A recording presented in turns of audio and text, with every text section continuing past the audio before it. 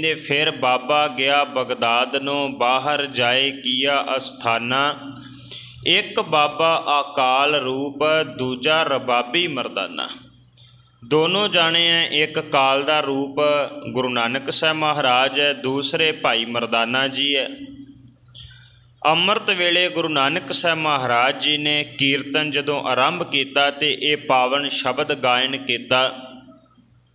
पातालां पाताल लख आगासां आगास, ओड़क ओड़क भाल थके वेद कहन इकवात। सहसा 18 कहन कतेबा असलू एक धात। लेखा होए तां लिखिए लेखै होए विनाश। ये पावन शब्द नूं पीर दस्तगीर दे एक चेले ने सुनिया। उन्हें दौड़ के जाके पीर दस्तगीर नूं दसिया कि पीर जी, शहर तो बार बार एक फकीर आया है जिन्हें लखां दी गल कीती है, नाले उन्हें आण के संगीत गायन किया है। इस्लाम दे विच राग दी मनाही है, कोई राग नहीं गा सकदा। ते इस्लाम आखदा है कि 7 पताल है ते 7 ही आकाश है। पीर दस्तगीर नूं ओहदा चेला जाके दसदा, तुसीं ते 7 पताल ते 7 आकाश दसदे सी, नाले तुसी कहंदे हो राग गाउणा बड़ा मना है, ये कुफर हुंदा है। आ देखो पीर जिहड़ा आया है शहर तो बार बार नाले राग गा रहा, नाले लखां दी गल कर रहा। पीर दस्तगीर ने उस वेले हुक्म किया, कहन लग्या कहंदा जिहड़ा बाहरों फकीर आया है उहनूं संग शार करके ते खत्म कर दिता जाए। शहर दे लोग उस वेले पत्थर लैके रोड़े लैके गुरु नानक साहब महाराज नूं मारन वास्ते दौड़ते है।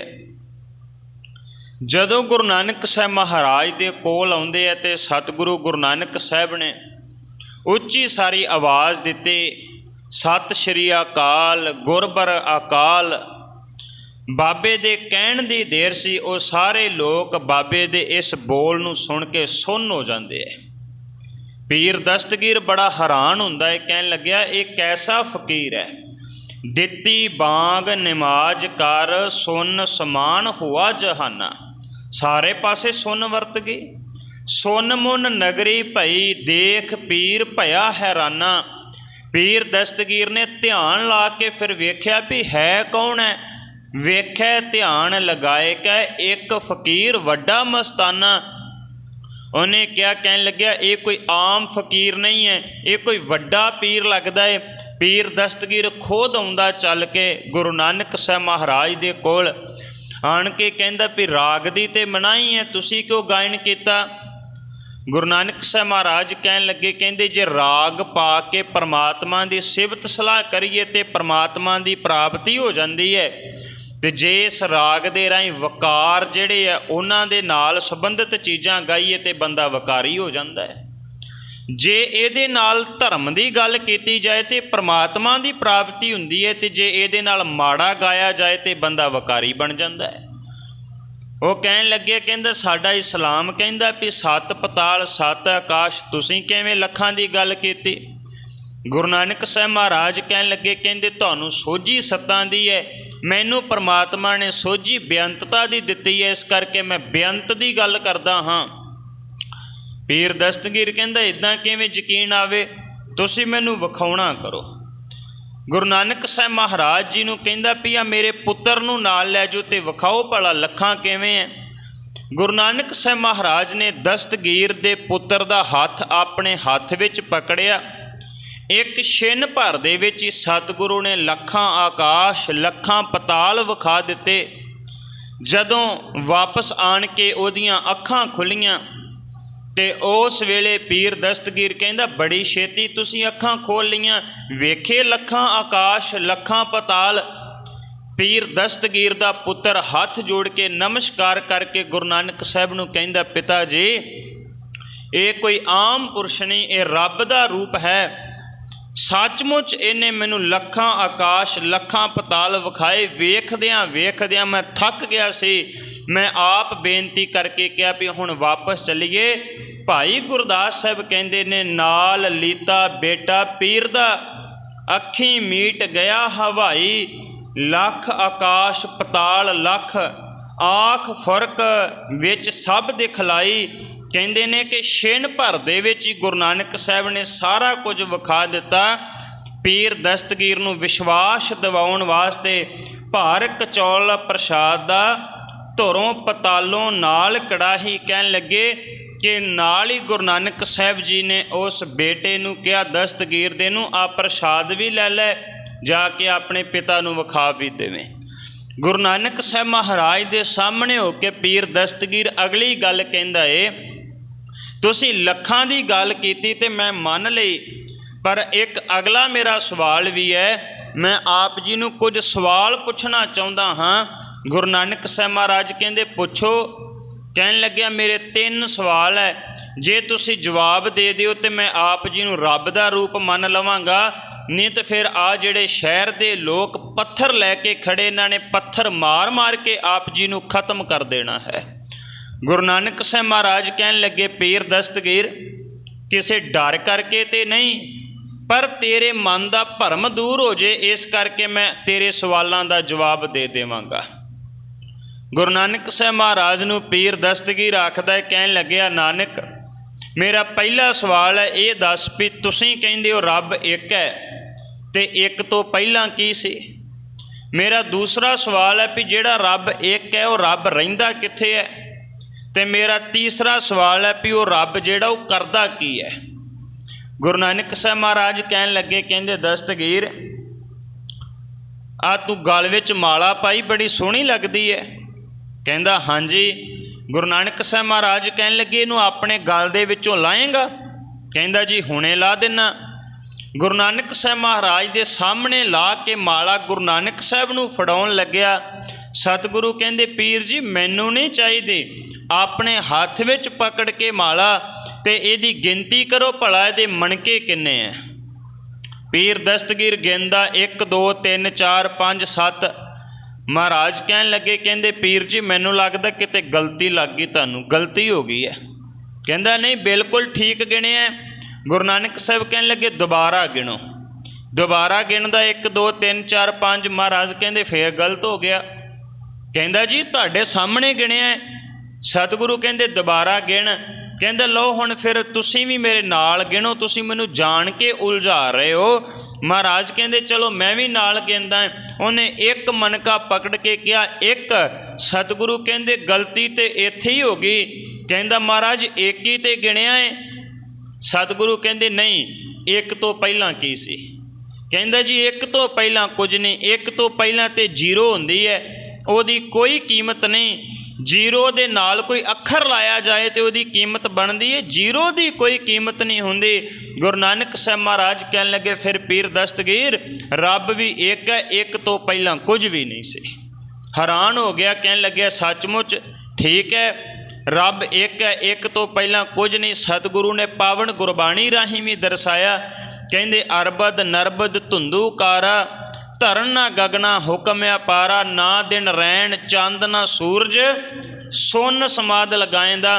ਰੱਬ ਜਿਹੜਾ ਸੀ ਪਹਿਲਾਂ ਸੁੰਨ ਰੂਪ ਵਿੱਚ ਸੀ, ਸੁੰਨ ਕਹਿੰਦੇ ਨੇ 0 ਨੂੰ, ਤੇ ਆਪਣੇ ਆਪ ਤੋਂ ਆਪੇ ਪਰਮਾਤਮਾ ਪੈਦਾ ਹੋਇਆ, ਆਪੇ ਆਪ ਨਿਰੰਜਨ ਸੋਏ, ਆਪਣੇ ਆਪ ਤੋਂ ਪੈਦਾ ਹੋਇਆ, ਜਿਹਨੂੰ ਆਪਾਂ ਮੂਲ ਮੰਤਰ ਵਿੱਚ ਪੜ੍ਹਦੇ ਸੈ ਬੰਗ, ਸਵੈ ਪ੍ਰਕਾਸ਼ ਰੱਬ ਆਪਣੇ ਆਪ ਤੋਂ ਬਣਿਆ। ਤੇ ਗੁਰੂ ਨਾਨਕ ਸਾਹਿਬ ਮਹਾਰਾਜ ਕਹਿਣ ਲੱਗੇ ਰੱਬ ਇੱਕ ਹੈ, 1 ਤੋਂ ਪਹਿਲਾਂ ਕੁਝ ਵੀ ਨਹੀਂ। ਉਹਨੇ ਦੂਸਰਾ ਸਵਾਲ ਕੀਤਾ, ਕਹਿਣ ਲੱਗਿਆ ਜੀ ਫਿਰ ਦੱਸੋ ਰੱਬ ਰਹਿੰਦਾ ਕਿੱਥੇ ਹੈ? ਗੁਰੂ ਨਾਨਕ ਸਾਹਿਬ ਮਹਾਰਾਜ ਕਹਿਣ ਲੱਗੇ ਪੀਰ ਦਸਤਗੀਰ ਦੁੱਧ ਹੈ? ਕਹਿੰਦਾ ਜੀ ਬਹੁਤ ਦੁੱਧ। ਮਨ ਵਿੱਚ ਸੋਚਦਾ ਲੱਗਦਾ ਨਾਨਕ ਨੂੰ ਭੁੱਖ ਲੱਗ ਗਈ ਹੈ, ਦੁੱਧ ਛਕਣਗੇ ਤੇ ਮੇਰੇ ਸਵਾਲ ਦਾ ਜਵਾਬ ਦੇਣਗੇ। ਉਹਨੇ ਆਪਣੇ ਚੇਲੇ ਨੂੰ ਇਸ਼ਾਰਾ ਕੀਤਾ, ਦੁੱਧ ਦਾ ਕਟੋਰਾ ਭਰ ਕੇ ਲਿਆਂਦਾ, ਗੁਰੂ ਨਾਨਕ ਸਾਹਿਬ ਜੀ ਦੇ ਸਾਹਮਣੇ ਕੀਤਾ। ਮਹਾਰਾਜ ਕਹਿਣ ਲੱਗੇ ਮੈਨੂੰ ਨਹੀਂ ਚਾਹੀਦਾ, ਪੀਰ ਦਸਤਗੀਰ ਤੂੰ ਆਪਣੇ ਹੱਥ ਵਿੱਚ ਪਕੜ। ਹੱਥ ਵਿੱਚ ਪਕੜਿਆ ਉਹਨੇ। ਸਤਿਗੁਰੂ ਕਹਿਣ ਲੱਗੇ ਵੇਖ ਇਹਦੇ ਵਿੱਚ ਕੁਝ ਹੈ? ਬੜਾ ਗੌਰ ਜੇ ਨਾਲ ਵੇਖ ਕੇ ਕਹਿੰਦਾ ਨਾਨਕ ਕੁਝ ਨਹੀਂ ਹੈਗਾ। ਗੁਰੂ ਨਾਨਕ ਸਾਹਿਬ ਨੇ ਦੂਸਰੀ ਵਾਰ ਕਿਹਾ, ਤੀਸਰੀ ਵਾਰ ਕਿਹਾ। ਮਹਾਰਾਜ ਕਹਿੰਦੇ ਧਿਆਨ ਨਾਲ ਵੇਖ। ਦਸਤਗੀਰ ਕਹਿੰਦਾ ਕੁਝ ਵੀ ਨਹੀਂ। ਮਹਾਰਾਜ ਕਹਿੰਦੇ ਫਿਰ ਤੈਨੂੰ ਵੇਖਣਾ ਨਹੀਂ ਆਉਂਦਾ, ਦੇਖ ਇਹਦੇ ਵਿੱਚ ਘਿਓ ਹੈ? ਕਹਿੰਦਾ ਹਾਂ। ਘਿਓ ਤੇ ਹੈ ਪਰ ਇਦਾਂ ਥੋੜ੍ਹੀ ਨਜ਼ਰ ਆਉਂਦਾ ਹੈ। ਮਹਾਰਾਜ ਕਹਿੰਦੇ ਕਿੱਦਾਂ ਆਉਂਦਾ ਹੈ? ਕਹਿੰਦਾ ਜੀ ਜਾਗ ਲਾ ਕੇ ਰਿੜਕਣਾ ਪੈਂਦਾ, ਫਿਰ ਗਰਮ ਕਰਨਾ ਪੈਂਦਾ, ਫਿਰ ਦੁੱਧ ਵਿੱਚੋਂ ਘਿਓ ਨਿਕਲਦਾ ਹੈ। ਸਤਿਗੁਰੂ ਕਹਿੰਦੇ ਇਦਾਂ ਹੀ ਫਿਰ ਆ ਸਾਰੇ ਸੰਸਾਰ ਦੇ ਕਣ ਕਣ ਵਿੱਚ ਪਰਮਾਤਮਾ ਹੈ, ਇਦਾਂ ਨਜ਼ਰ ਨਹੀਂ ਆਉਂਦਾ, ਉਹਨੂੰ ਵੀ ਰਿੜਕ ਕੇ ਤੇ ਸਾਹਮਣੇ ਪ੍ਰਤੱਖ ਦਰਸ਼ਨ ਕਰਨੇ ਪੈਂਦੇ ਹੈ। ਮਹਾਰਾਜ ਨੇ ਪਾਵਨ ਗੁਰਬਾਣੀ ਵਿੱਚ ਵੀ ਕਿਹਾ, ਸਗਲ ਬਨਸਪਤ ਮਾਹੇ ਬੈ ਸੰਤਰ, ਸਗਲ ਦੂਧ ਮੈਂ ਘੀਆ, ਊਚ ਨੀਚ ਮਹਿ ਜੋਤ ਸਮਾਣੀ, ਘਟ ਘਟ ਮਾਧੂ ਜੀਆ। ਜਿਵੇਂ ਸਾਰੇ ਦੁੱਧ ਦੇ ਵਿੱਚ ਘਿਓ ਹੈ, ਜਿਵੇਂ ਸਾਰੀ ਬਨਸਪਤੀ ਦੇ ਵਿੱਚ ਅੱਗ ਹੈ, ਪਰ ਇੱਦਾਂ ਨਜ਼ਰ ਨਹੀਂ ਆਉਂਦੀ। ਪਹਿਲਾਂ ਅੱਗ ਬਾਹਰੋਂ ਪ੍ਰਗਟ ਕਰਨੀ ਪੈਂਦੀ, ਬਾਹਰੋਂ ਅੱਗ ਲਾਉਣੀ ਪੈਂਦੀ, ਪਰਤ ਕੇ ਅੰਦਰੋਂ ਪ੍ਰਗਟ ਹੋ ਜਾਂਦੀ। ਜਿਵੇਂ ਘਿਓ ਨੂੰ ਦੁੱਧ ਨੂੰ ਰਿੜਕਣਾ ਪੈਂਦਾ, ਉੱਥੋਂ ਫਿਰ ਘਿਓ ਪ੍ਰਗਟ ਹੋ ਜਾਂਦਾ। ਇੱਦਾਂ ਹੀ ਪਰਮਾਤਮਾ ਨੂੰ ਹਿਰਦੇ ਦੇ ਵਿੱਚੋਂ ਖੁੱਝਣਾ ਪੈਂਦਾ। ਬੜਾ ਹੈਰਾਨ ਹੋਇਆ। ਉਹਨੇ ਤੀਸਰਾ ਸਵਾਲ ਕੀਤਾ, ਕਹਿਣ ਲੱਗਿਆ ਫਿਰ ਦੱਸੋ ਕਿ ਰੱਬ ਜਿਹੜਾ ਉਹ ਕਰਦਾ ਕੀ ਹੈ? ਮਹਾਰਾਜ ਕਹਿਣ ਲੱਗੇ ਇੱਦਾਂ ਤਾਂ ਨਹੀਂ ਨਾ ਹੋ ਸਕਦਾ ਪੀਰ, ਤੂੰ ਆਪ ਸਾਹਮਣੇ ਕੁਰਸੀ ਢਾਹ ਕੇ ਬੈਠਾ ਹੈ, ਮੈਂ ਸਾਹਮਣੇ ਖਲੋਤਾ ਹਾਂ। ਇੱਦਾਂ ਕਰ, ਜੇ ਤੀਸਰੇ ਸਵਾਲ ਦਾ ਜਵਾਬ ਲੈਣਾ ਤੇ ਤੂੰ ਥੱਲੇ ਆ ਤੇ ਮੈਂ ਤੇਰੇ ਹਾ ਕੁਰਸੀ ਦੇ ਉੱਪਰ ਆਣ ਕੇ ਬੈਠਦਾ। ਕਹਿਣ ਲੱਗਿਆ ਇਹ ਕਿਵੇਂ ਹੋ ਸਕਦਾ? ਆ ਸਾਰੇ ਬਗਦਾਦ ਦੇ ਲੋਕ ਮੈਨੂੰ ਰੱਬ ਕਰਕੇ ਮੇਰੀ ਪੂਜਾ ਕਰਦੇ ਹੈ, ਇਹਨਾਂ ਦੇ ਸਾਹਮਣੇ ਤੇ ਮੇਰੀ ਫਿਰ ਬੇਇੱਜ਼ਤੀ ਹੋ ਜਾਏਗੀ। ਮਨ ਵਿੱਚ ਸੋਚਦਾ ਇਹ ਕੁਰਸੀ ਛੱਡਦਾ ਨਹੀਂ। ਸਤਿਗੁਰੂ ਕਹਿੰਦੇ ਜਿੰਨਾ ਚਿਰ ਤੂੰ ਆਪਣਾ ਇਹ ਲੱਗਾ ਸਿੰਘਾਸਨ ਨਹੀਂ ਛੱਡਦਾ, ਉਹਨਾਂ ਚਿਰ ਫਿਰ ਜਿਹੜਾ ਹੈ ਉਹ ਤੇਰੇ ਤੀਸਰੇ ਸਵਾਲ ਦਾ ਜਵਾਬ ਨਹੀਂ ਮਿਲ ਸਕਦਾ। ਤੀਸਰੇ ਸਵਾਲ ਦਾ ਜਵਾਬ ਲੈਣ ਵਾਸਤੇ ਪੀਰ ਦਸਤਗੀਰ ਨੇ ਆਪਣਾ ਸਿੰਘਾਸਨ ਛੱਡ ਦਿੱਤਾ। ਮਹਾਰਾਜ ਉਹਦੇ ਸਿੰਘਾਸਨ 'ਤੇ ਆਣ ਕੇ ਬੈਠ ਗਏ। ਪੀਰ ਦਸਤਗੀਰ ਥੱਲੇ ਖਲੋ ਕੇ ਸਵਾਲ ਕਰਕੇ ਕਹਿੰਦਾ ਵੀ ਨਾਨਕ ਜੀ ਹੁਣ ਦੱਸੋ ਭਲਾ ਰੱਬ ਕੀ ਕਰਦਾ ਏ? ਮਹਾਰਾਜ ਮੁਸਕਰਾਏ, ਮੁਸਕਰਾ ਕੇ ਕਹਿਣ ਲੱਗੇ ਪੀਰ ਜੀ ਰੱਬ ਇਹੀ ਕੁਝ ਕਰਦਾ ਏ। ਕਹਿੰਦਾ ਕੀ? ਮਹਾਰਾਜ ਕਹਿਣ ਲੱਗੇ ਸਮਝ ਨਹੀਂ ਆਈ? ਕਹਿੰਦਾ ਜੀ ਨਹੀਂ ਆਈ। ਸਤਿਗੁਰੂ ਕਹਿੰਦੇ ਰੱਬ ਇਹੀ ਕੁਝ ਕਰਦਾ ਜਿਹੜਾ ਤਖਤ 'ਤੇ ਬੈਠ ਕੇ ਹੰਕਾਰੀ ਹੋ ਜੇ, ਰੱਬ ਨੂੰ ਤਖਤ ਤੋਂ ਲਾ ਕੇ ਥੱਲੇ ਬਿਠਾ ਦਿੰਦਾ ਹੈ ਤੇ ਥੱਲੇ ਬੈਠਿਆਂ ਨੂੰ ਤਖਤ 'ਤੇ ਬਿਠਾ ਦਿੰਦਾ ਹੈ। ਰੱਬ ਇਹੀ ਕੁਝ ਕਰਦਾ ਹੈ। ਜੇ ਰੱਬ ਦੀ ਮਰਜ਼ੀ ਹੋਵੇ ਤੇ ਕੀੜਾ ਥਾਪ ਦੇ ਪਾਤਸ਼ਾਹੀ, ਲਸ਼ਕਰ ਕਰੇ ਸਵਾਹ। ਵੱਡੇ ਵੱਡੇ ਲਸ਼ਕਰਾਂ ਨੂੰ ਸਵਾਹ ਕਰਕੇ ਕੀੜੇ ਨੂੰ ਥਾਪ ਕੇ ਪਾਤਸ਼ਾਹੀ ਦੇ ਸਕਦਾ ਹੈ। ਤੇ ਰੱਬ ਚਾਹੇ ਤੇ ਨਜ਼ਰ ਉਹ ਪੱਠੀ ਜੇ ਕਰੇ ਸੁਲਤਾਨਾ ਘਾਹ ਕਰਾਇੰਦਾ। ਜੇ ਉਹਦੀ ਨਜ਼ਰ ਹੋ ਜੇ ਪੁੱਠੀ ਤੇ ਫਿਰ ਉਹ ਵੱਡੇ ਵੱਡੇ ਸੁਲਤਾਨਾਂ ਨੂੰ, ਵੱਡੇ ਵੱਡੇ ਬਾਦਸ਼ਾਹ ਨੂੰ ਘਾਹ ਖਾਣ ਲਾ ਦਿੰਦਾ ਹੈ। ਪੀਰ ਦਸਤਗੀਰ ਨੇ ਸੁਣਿਆ, ਬੜਾ ਹੈਰਾਨ ਹੋਇਆ। ਗੁਰੂ ਨਾਨਕ ਸਾਹਿਬ ਮਹਾਰਾਜ ਦੇ ਚਰਨਾਂ ਦੇ ਉੱਪਰ ਡਿੱਗ ਪਿਆ। ਸਤਿਗੁਰੂ ਗੁਰੂ ਨਾਨਕ ਸਾਹਿਬ ਮਹਾਰਾਜ ਜੀ ਨੂੰ ਫਿਰ ਨਮਸਕਾਰ ਕਰਦਾ ਹੈ। ਮਹਾਰਾਜ ਬਗਦਾਦ ਸ਼ਹਿਰ ਦੇ ਸਾਰੇ ਜਿਹੜੇ ਲੋਕ ਸਨ ਉਹਨਾਂ ਨੂੰ ਸੱਚ ਦਾ ਉਪਦੇਸ਼ ਦਿੰਦੇ ਹੈ। ਇੱਦਾਂ ਹੀ ਪੀਰ ਬਹਿਲੋਲ ਦੀਨ ਸੀ, ਉਹਨੂੰ ਵੀ ਸਤਿਗੁਰੂ ਗੁਰੂ ਨਾਨਕ ਸਾਹਿਬ ਸੱਚ ਦਾ ਉਪਦੇਸ਼ ਦੇ ਕੇ ਅਗਲੇਰੇ ਪੰਧ ਵਾਲੇ ਪਾਸੇ ਨੂੰ ਤੁਰ ਪੈਂਦੇ ਨੇ। ਕਵੀ ਸੰਤੋਖ ਸਿੰਘ ਜੀ ਅੱਜ ਦੇ ਇਸ ਪ੍ਰਸੰਗ ਰਾਹੀਂ ਦਰਸਾ ਰਹੇ ਹਨ। ਲੜੀਵਾਰ ਇਤਿਹਾਸ ਦੀ ਵਿਚਾਰ ਨਾਲ ਜੁੜਨ ਵਾਸਤੇ ਆਪ ਸੰਗਤ ਰਸਨਾ ਤੋਂ ਉਚਾਰਨ ਕਰਿਓ। ਸਾਰੇ ਆਖਿਓ ਜੀ ਸਤਨਾਮ ਵਾਹਿਗੁਰੂ ਸਾਹਿਬ ਜੀ।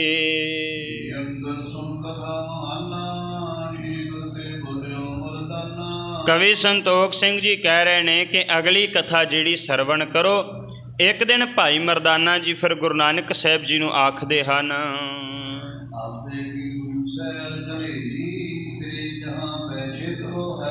ਭਾਈ ਮਰਦਾਨਾ ਜੀ ਕਹਿਣ ਲੱਗੇ ਸਤਿਗੁਰੂ ਕਿੱਥੋਂ ਕਿੱਥੋਂ ਤੱਕ ਅਸੀਂ ਦੂਰ ਦੂਰ ਤੱਕ ਜਿਹੜਾ ਉਹ ਤੁਰ ਫਿਰ ਕੇ ਆ ਗਏ ਹਾਂ, ਕਿੱਥੋਂ ਕਿੱਥੋਂ ਤੱਕ ਜਾ ਕੇ ਆਪਾਂ ਸਿੱਖ ਸੰਗਤਾਂ ਨੂੰ ਤਾਰ ਕੇ ਆਏ। ਬਹੁਤ ਲੰਮਾ ਸਮਾਂ ਤੇ ਬੜੀ ਦੂਰ ਤੱਕ ਧਰਤੀ ਅਸੀਂ ਵੇਖ ਲਈ ਹੈ।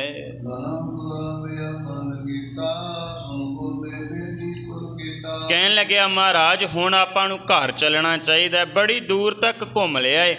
ਇਹ ਗੱਲ ਸੁਣ ਕੇ ਗੁਰੂ ਨਾਨਕ ਸਾਹਿਬ ਜੀ ਫਰਮਾਉਂਦੇ ਹਨ,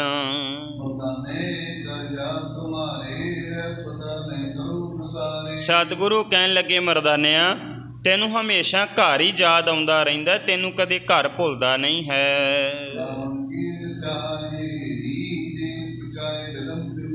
ਕਹਿਣ ਲੱਗਿਆ ਸਤਿਗੁਰੂ ਗੁਰੂ ਨਾਨਕ ਸਾਹਿਬ ਕਹਿਣ ਲੱਗੇ ਮਰਦਾਨਿਆ ਤੈਨੂੰ ਘਰ ਜਾਣ ਦੀ ਬੜੀ ਇੱਛਾ ਹੈ ਨਾ, ਤੇ ਤੈਨੂੰ ਆਪਣੇ ਪਰਿਵਾਰ ਨਾਲ ਬੜਾ ਸਨੇਹ ਹੈ, ਬੜਾ ਪਿਆਰ ਹੈ।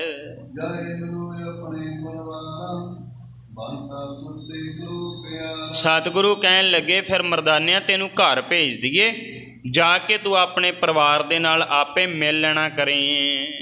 ਤੈ ਮਰਦਾਨਾ ਸਹਿ ਸੁਭਾਈ ਮੈਂ ਬੂਝੀ ਸੁਨੀਏ ਸੁਭਦਾਈ। ਭਾਈ ਮਰਦਾਨਾ ਜੀ ਕਹਿਣ ਲੱਗੇ ਮਹਾਰਾਜ ਮੈਂ ਤੇ ਵੈਸੇ ਸਹਿਜ ਸੁਭਾਅ ਗੱਲ ਕੀਤੀ ਸੀ, ਮੈਂ ਤੇ ਸੁਭਾਵਕ ਜੇ ਆਪ ਜੀ ਨੂੰ ਪੁੱਛਿਆ ਸੀ।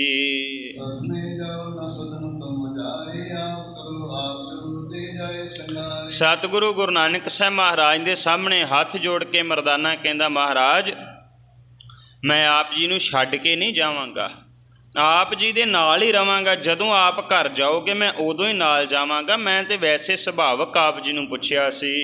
ਬੋਲੇ ਸਹਿ ਸੁਭਾਏ ਤੁਮ ਮਮ ਤੇ ਪਹਿਲੇ ਹੀ ਜਾਏ। ਗੁਰੂ ਨਾਨਕ ਸਾਹਿਬ ਮਹਾਰਾਜ ਵੀ ਫਿਰ ਸੁਭਾਵਕ ਹੀ ਕਹਿਣ ਲੱਗੇ, ਕਹਿੰਦੇ ਮਰਦਾਨਿਆ ਤੂੰ ਸਾਡੇ ਤੋਂ ਪਹਿਲਾਂ ਚਲੇ ਜਾਵੇਂਗਾ।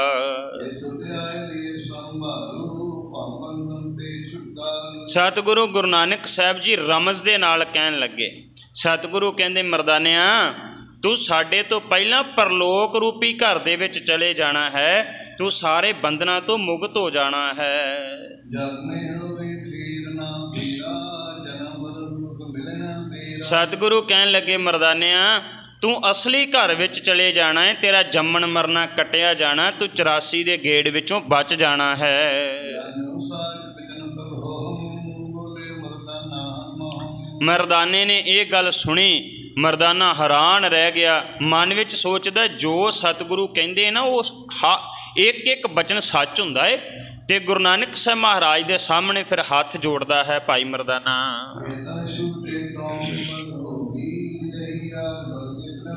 ਫਿਰ ਮਰਦਾਨਾ ਜੀ ਹੱਥ ਜੋੜ ਕੇ ਕਹਿਣ ਲੱਗੇ ਮਹਾਰਾਜ ਤੁਹਾਡੇ ਬਚਨ ਸੱਚ ਹੋਣੇ ਆ ਤੇ ਕਿਰਪਾ ਕਰੋ ਫਿਰ ਮੈਨੂੰ ਦੱਸਣਾ ਕਰੋ ਹਾਂ ਇਹ ਸਰੀਰ ਜਿਹੜਾ ਕਿੱਥੇ ਛੁੱਟੇਗਾ, ਕਿੰਨੇ ਕੁ ਦਿਨ ਬਾਕੀ ਰਹਿ ਗਏ ਹਨ।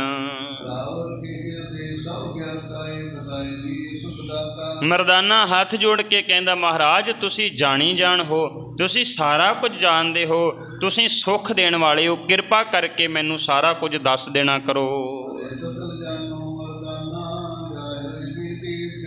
ਗੁਰੂ ਨਾਨਕ ਸਾਹਿਬ ਮਹਾਰਾਜ ਕਹਿਣ ਲੱਗੇ ਮਰਦਾਨਿਆ ਇੱਕ ਸ਼ੋਭਨੀਕ ਬੜੀ ਸੁਹਾਵਣੀ ਥਾਂ ਆਏਗੀ ਜਿੱਥੇ ਜਾ ਕੇ ਤੂੰ ਆਪਣੇ ਸਰੀਰ ਦਾ ਤਿਆਗ ਕਰ ਦੇਵੇਂਗਾ।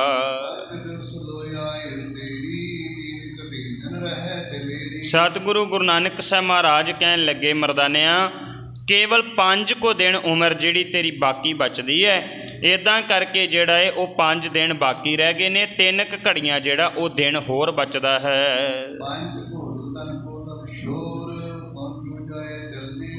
ਸਤਿਗੁਰੂ ਕਹਿਣ ਲੱਗੇ ਫਿਰ ਤੂੰ ਜਾ ਕੇ ਆਪਣਾ 5 ਭੂਤਕ ਸਰੀਰ ਦਾ ਚੋਲਾ ਜਿਹੜਾ ਤਿਆਗ ਦੇਵੇਂਗਾ, ਆਪਣੇ ਨਿੱਜ ਘਰ ਦੇ ਵਿੱਚ ਪਹੁੰਚ ਜਾਵੇਂਗਾ।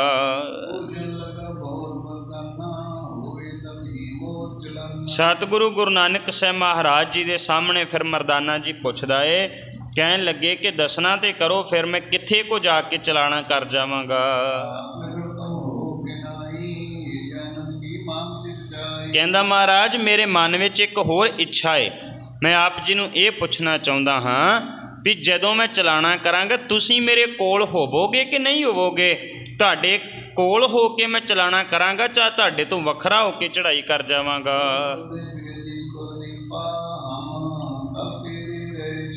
ਮਹਾਰਾਜ ਮੁਸਕਰਾ ਕੇ ਕਹਿਣ ਲੱਗੇ, ਕਹਿੰਦੇ ਮਰਦਾਨਿਆ ਅਸੀਂ ਤੇਰੇ ਕੋਲ ਹੀ ਹੋਵਾਂਗੇ, ਤੂੰ ਚਿੰਤਾ ਨਾ ਕਰ, ਅਸੀਂ ਤੇਰੇ ਨੇੜੇ ਹੀ ਹੋਵਾਂਗੇ ਜਦੋਂ ਤੂੰ ਆਪਣੇ ਤਨ ਦਾ ਇਹ ਠਿਕਰਾ ਤੋੜੇਗਾ।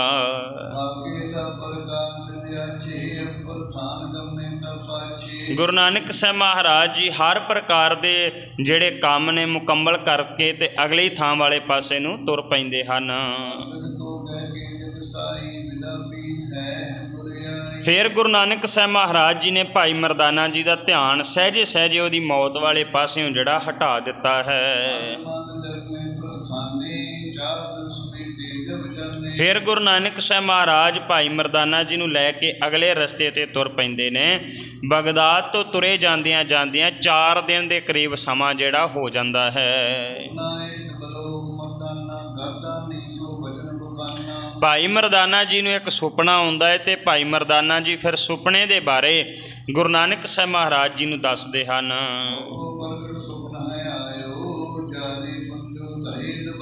ਫਿਰ ਭਾਈ ਮਰਦਾਨਾ ਜੀ ਕਹਿੰਦੇ ਨੇ ਮਹਾਰਾਜ ਮੈਨੂੰ ਇੱਕ ਸੁਪਨਾ ਆਇਆ ਸੀ ਜਿਹਦੇ ਵਿੱਚ ਜਿਹੜਾ ਮ੍ਰਿਤਕ ਸਰੀਰ ਹੈ ਨਾ ਉਹਨੂੰ ਧਰਤੀ ਦੇ ਵਿੱਚ ਦਫਨਾਇਆ ਜਾ ਰਿਹਾ ਸੀ।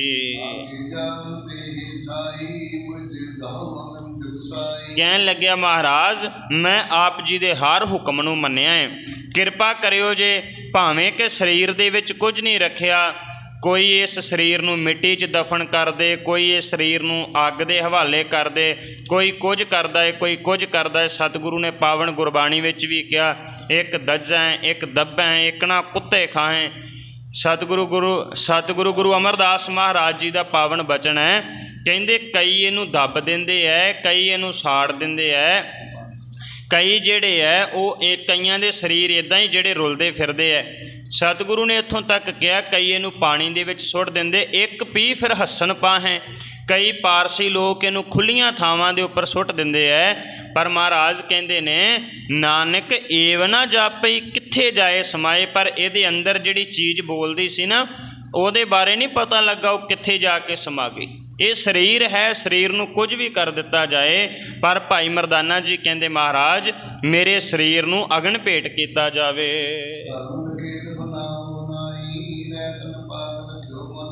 ਸਤਿਗੁਰੂ ਗੁਰੂ ਨਾਨਕ ਸਾਹਿਬ ਮਹਾਰਾਜ ਜੀ ਨੂੰ ਕਹਿੰਦਾ ਏ ਕਿ ਇਵੇਂ ਕਰਕੇ ਮੇਰਾ ਸਰੀਰ ਜਿਹੜਾ ਹੈ ਨਾ ਉਹ ਪਵਿੱਤਰ ਹੋ ਜਾਵੇਗਾ।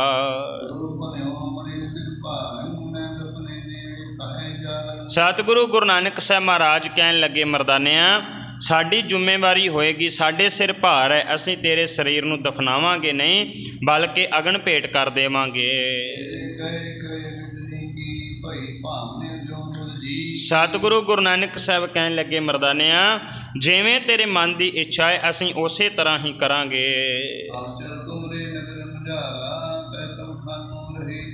ਸਤਿਗੁਰੂ ਗੁਰੂ ਨਾਨਕ ਸਾਹਿਬ ਕਹਿਣ ਲੱਗੇ ਹੁਣ ਅਗਲੇ ਨਗਰ ਨੂੰ ਚੱਲੀਏ। ਖੁਰਮ ਨਗਰ ਜਿਹੜਾ ਅੱਗੇ ਆਉਣ ਵਾਲਾ ਏ, ਅਜੇ ਉੱਥੇ ਕੁਝ ਖਾਣਾ ਪੀਣਾ ਜਿਹੜਾ ਉਹ ਬਾਕੀ ਹੈ। ਜੋ ਕੁਝ ਮਨੁੱਖ ਦੇ ਲਿਖਿਆ ਹੋਇਆ ਲੇਖਾਂ ਦੇ ਵਿੱਚ ਉਹਨੂੰ ਉਹ ਖਾਣਾ ਪੈਂਦਾ, ਉਹਨੂੰ ਉਹ ਭੋਗਣਾ ਪੈਂਦਾ, ਉਹ ਸਾਰਾ ਕੁਝ ਕਰਨਾ ਪੈਂਦਾ। ਗੁਰੂ ਨਾਨਕ ਸਾਹਿਬ ਮਹਾਰਾਜ ਕਹਿੰਦੇ ਮਰਦਾਨਿਆਂ ਅਗਲੇ ਸ਼ਹਿਰ ਦੇ ਵਿੱਚ ਜਾਣਾ ਹੈ। ਮਰਦਾਨਿਆਂ ਉਸ ਨਗਰ ਦੇ ਵਿੱਚ ਜਾ ਕੇ ਤੂੰ ਜਿਹੜਾ ਆਪਣੇ ਸਰੀਰ ਨੂੰ ਤਿਆਗ ਦੇਣਾ ਹੈ। ਇੰਨੀ ਗੱਲ ਕਹਿ ਕੇ ਗੁਰੂ ਨਾਨਕ ਸਾਹਿਬ ਮਹਾਰਾਜ ਖੁਰਮ ਸ਼ਹਿਰ ਦੇ ਵਿੱਚ ਪਹੁੰਚ ਜਾਂਦੇ ਹੈ। ਉੱਥੇ ਬੜੀ ਸੋਹਣੀ ਇੱਕ ਰਮਣੀਕ ਜਗ੍ਹਾ ਸੀ, ਉਹਨੂੰ ਵੇਖਣ ਲੱਗ ਪੈਂਦੇ ਹਨ। ਫਿਰ ਗੁਰੂ ਨਾਨਕ ਸਾਹਿਬ ਮਹਾਰਾਜ ਤੇ ਭਾਈ ਮਰਦਾਨਾ ਜੀ ਬਾਜ਼ਾਰ ਦੇ ਵਿੱਚ ਜਾਂਦੇ ਆ ਤੇ ਭਾਈ ਮਰਦਾਨਾ ਜੀ ਆਖਦੇ ਹਨ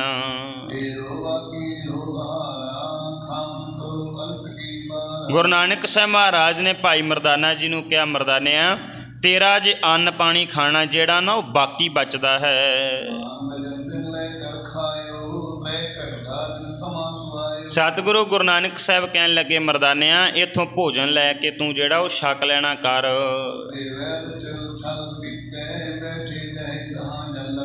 ਫਿਰ ਸ਼ਹਿਰ ਦੇ ਵਿੱਚੋਂ ਬਾਰ-ਬਾਰ ਨਗਰ ਤੋਂ ਬਾਰ-ਬਾਰ ਆਣ ਕੇ ਭਾਈ ਮਰਦਾਨਾ ਜੀ ਤੇ ਗੁਰੂ ਨਾਨਕ ਸਾਹਿਬ ਬਿਰਾਜਮਾਨ ਹੋ ਜਾਂਦੇ ਹਨ। ਫਿਰ ਗੁਰੂ ਨਾਨਕ ਸਾਹਿਬ ਮਹਾਰਾਜ ਪੁੱਛਦੇ ਮਰਦਾਨਿਆਂ ਦੱਸ ਤੇਰਾ ਕੀ ਹਾਲ ਹੈ, ਤੂੰ ਹੁਣ ਜਾਣ ਦੀ ਜਿਹੜੀ ਨਾ ਉਹ ਤਿਆਰੀ ਕਰਨੀ ਕਰ।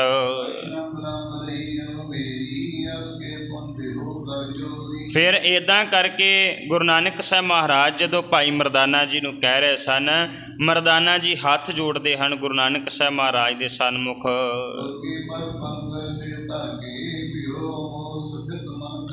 ਭਾਈ ਮਰਦਾਨਾ ਜੀ ਨੇ ਹੱਥ ਜੋੜ ਕੇ ਗੁਰੂ ਨਾਨਕ ਸਾਹਿਬ ਮਹਾਰਾਜ ਦੇ ਚਰਨਾਂ ਦੇ ਉੱਪਰ ਆਪਣਾ ਸਿਰ ਰੱਖਿਆ ਹੈ। ਆਪਣੇ ਮਨ ਨੂੰ ਬਿਲਕੁਲ ਕਾਬੂ ਕਰ ਲੈਂਦੇ ਆ, ਮਨ ਵਿੱਚੋਂ ਮੋਹ ਜਿਹੜਾ ਬਿਲਕੁਲ ਜਿਹੜਾ ਉੱਡ ਜਾਂਦਾ ਹੈ।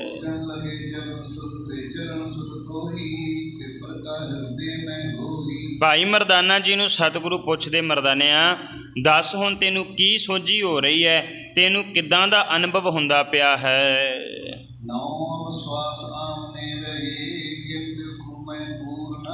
ਸਤਿਗੁਰੂ ਗੁਰੂ ਨਾਨਕ ਸਾਹਿਬ ਮਹਾਰਾਜ ਦੇ ਸਾਹਮਣੇ ਭਾਈ ਮਰਦਾਨਾ ਜੀ ਆਖਦੇ ਕਹਿੰਦੇ ਮਹਾਰਾਜ ਕੇਵਲ ਤੁਹਾਡੇ ਚਰਨਾਂ ਦੀ ਪ੍ਰੀਤ ਚਾਹੀਦੀ ਹੈ, ਮੈਨੂੰ ਬਿਲਕੁਲ ਅੰਤਲਾ ਸਮਾਂ ਜਿਹੜਾ ਨੇੜੇ ਦਿਸਦਾ ਪਿਆ ਹੈ। ਫਿਰ ਗੁਰੂ ਨਾਨਕ ਸਾਹਿਬ ਮਹਾਰਾਜ ਕਹਿਣ ਲੱਗੇ ਮਰਦਾਨਿਆਂ ਤੇਰੇ ਬਿਲਕੁਲ ਥੋੜ੍ਹੇ ਜਿਹੇ ਸਵਾਸ ਜਿਹੜੇ ਹਨ ਉਹ ਬਾਕੀ ਬਚਦੇ ਪਏ ਹਨ, ਕੇਵਲ ਤੇ ਕੇਵਲ 9 ਕੁ ਸਵਾਸ ਤੇਰੇ ਬਾਕੀ ਰਹਿ ਗਏ ਹਨ।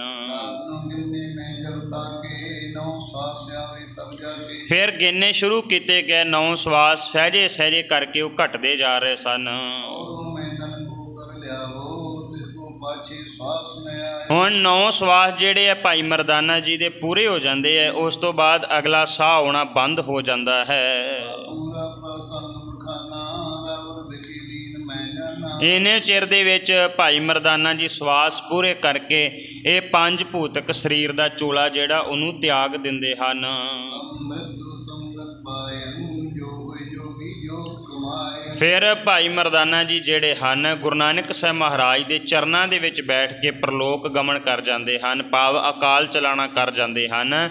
ਬਿਲਕੁਲ